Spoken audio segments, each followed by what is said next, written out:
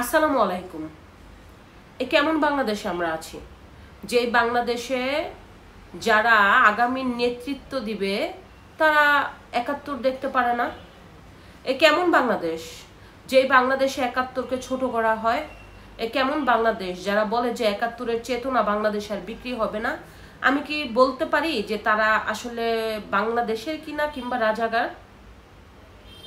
এর জন্যই তাদেরকে রাজাকারের নাতিপুতি বলা লাগছে, কারণ এই বাংলাদেশের মাটিতে যারা ৭১-কে ২৪-এর সাথে তুলনা করে তারা শুধুমাত্র তাদের ভয়ঙ্কর মুখোশটা আড়াল করতে চায়। যাদের ৭১-এর ভূমিকা খুবই ন্যাক্কারজনক তারা ২৪-এ বুক ফুলিয়ে বলে আমরা যোদ্ধা। যারা ৭১ নিয়ে গর্ব করতে পারে না তারা ২৪-কে বিক্রি করে ৭১-কে মুছে ফেলার চেষ্টা করছে। একটা কথা মনে রাখবেন, গণ অভ্যুত্থান বাংলাদেশে অনেক হয়েছে, আরো হবে। ৯০ সালে গণ অভ্যুত্থান হয়েছে, হয়নি? ১০ বছরের স্বৈরাচার এরশাদকে পতন করা হয়েছে, তাহলে ওটা কি দ্বিতীয় যুদ্ধ? ২০২৪-এ শেখ হাসিনা স্বৈরাচারী পতন, শুধুমাত্র গণ অভ্যুত্থান, কোনো স্বাধীনতা না। স্বাধীনতা বাংলাদেশের ইতিহাসে একবার হয়েছে, একবারই হবে। যতদিন বাংলাদেশ থাকবে ততদিন স্বাধীনতা মানুষের কাছে বেঁচে থাকবে, ৭১ মানুষের মনে গাঁথা থাকবে।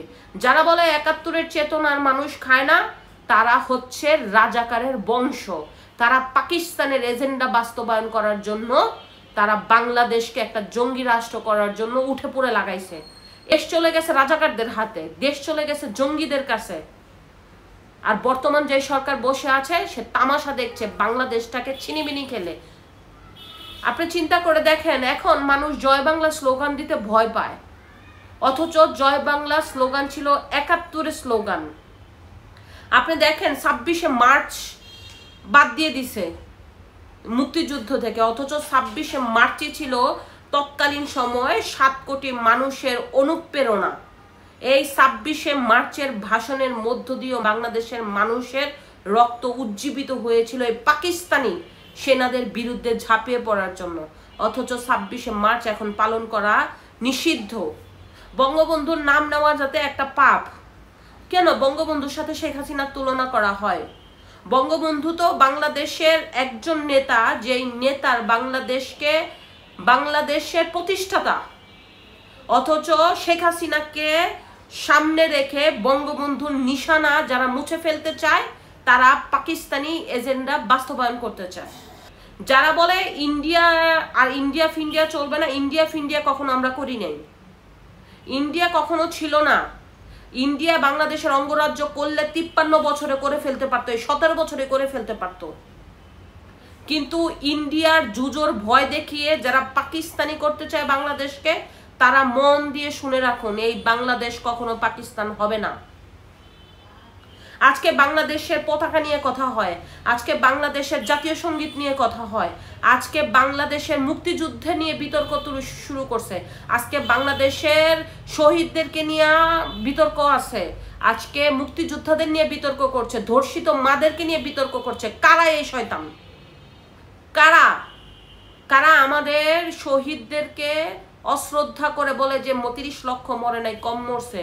কারণ যারা বাংলাদেশকে আবার পাকিস্তান করতে চায় তারা। ২৪-এর ৩,০০০ লোক মরছে সর্বোচ্চ, একটা প্রাণও মৃত্যুর জন্য ঠিক না। তবে কই ৩,০০০ আর কই ৩০ লাখ? সেই ২৪-কে আপনি ৭১-এর সাথে তুলনা করেন, যার জন্য দেশ পেয়েছি, যেই শহীদরা বুক পেতে দিয়ে আমাদের এই পুরো বাংলাদেশকে দিয়েছে, তাদের সাথে তুলনা করেন কোন জায়গার কি? ২৪ গণ অভ্যুত্থান, শুধু গণ অভ্যুত্থান। যারা শহীদ হয়েছে তাদের প্রতি আমার বিনম্র শ্রদ্ধা। ২৪-এ তারা বাংলাদেশকে একটি স্বৈরাচার মুক্ত করার জন্য নিজের তাজা রক্ত দিয়ে গেছে, কিন্তু এই রক্তটাকে যারা নিজেদের স্বার্থে ব্যবহার করে এই বাংলাদেশকে একটা জঙ্গি রাষ্ট্র করতে চায়, তারা বেশি দিন টিকে থাকতে পারবে না। তারা ২৪শে জুলাইয়ের রক্তের সাথে বেইমানি করছে, তারাই। আর ৫ই আগস্টের পরে কতগুলি পুলিশ মারা গেছে, কত বাড়িঘর জ্বালিয়ে দেওয়া হয়েছে, কত হিন্দুদের বাড়ি ভাঙা হয়েছে, কত মানুষকে পুড়িয়ে মারা হয়েছে। ওই ইতিহাস ইউনুস করে না, ওই ইতিহাস ইউনুস সাহেব টান দেয় না, কারণ ওইটা টান দিলে তো নিজে ফেঁসা যাবে, এই জন্য সে টান দেয় না। ধানমন্ডির 32 নাম্বার ভেঙে দিছে পাকিস্তানিদের খুশি করার জন্য, কারণ এই ধানমন্ডি 32 থেকে পুরো বাংলাদেশে 71-এর লিড আসছে। আবারও অনেকে একটা কথা বলে যে বঙ্গবন্ধু নাকি ইচ্ছে করে পাকিস্তানিদের কাছে ধরা দিয়েছে।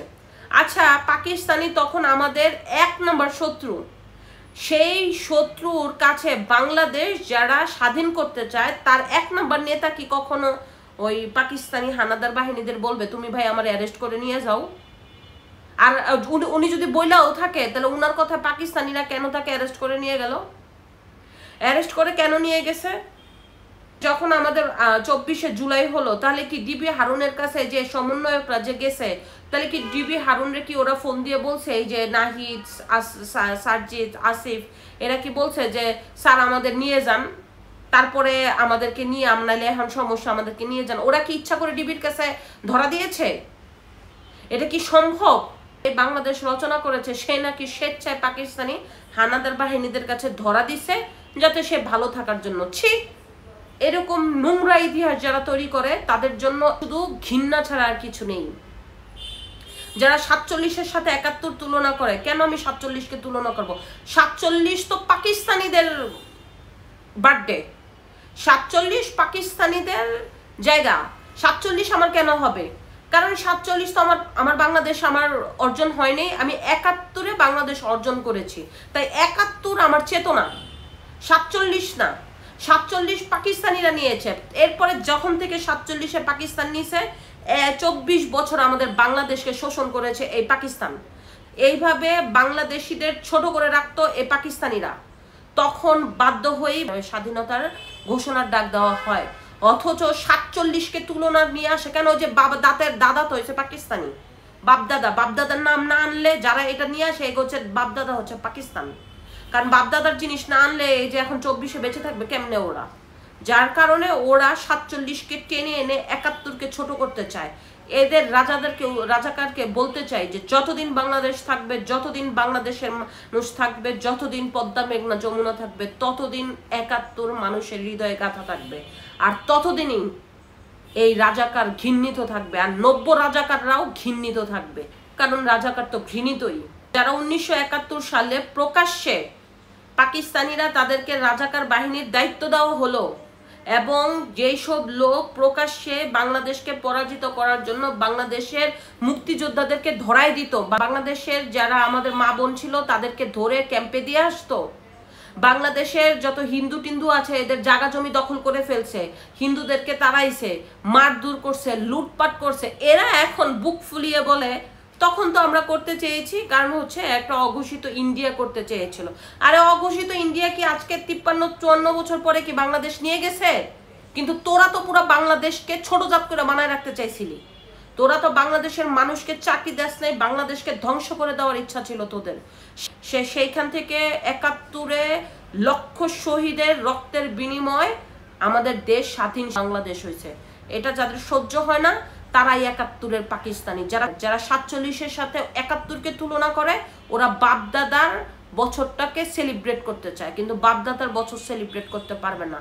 এই বাংলাদেশে 71 ছিল, 71 থাকবে, 90 আসছে, 90 গেছে, 24 আসছে, 24 যাবে, আরো স্বৈরাচার আছে, ওইসব স্বৈরাচারদের একদিন পতন হবে, কিন্তু 71 সবার মাথার মুকুট হয়ে বেঁচে থাকবে যতদিন এই বাংলাদেশ থাকবে।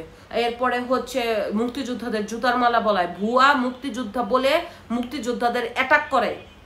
তো ভুয়া মুক্তিযুদ্ধে ওদের হয়ে থাকে, তোরা 24-এ তো অনেক ভুয়া মুক্তিযোদ্ধা বের করছস, তোরা বাংলাদেশের মানুষেরকে নিয়ে তামাশা করছস। যখনকার রাজনীতিতে নামছে যে জুলাইয়ের গণ অভ্যুত্থানে, তখন কি বলছিল তারা? বঙ্গবন্ধুর বাংলায় বৈষম্যের ঠাঁই নাই। তারপরে যখন শেখ হাসিনা গেল, প্রথম কথাই হয়েছে মুজিববাদ চলবে না। কত বড় ভুয়া লোক ওরা কাদের এজেন্ডা বাস্তবায়ন করার জন্য এখানে আসছে? শেখ হাসিনার সাথে মুজিবকে তুলনা দিছে, কারণ মুজিবকে বাদ দিয়ে দিতে চায় পাকিস্তানিদের খুশি করার জন্য। তাই এই বাংলাদেশ যতদিন থাকবে ততদিন 71 থাকবে, মুছে যাবে রাজাকার।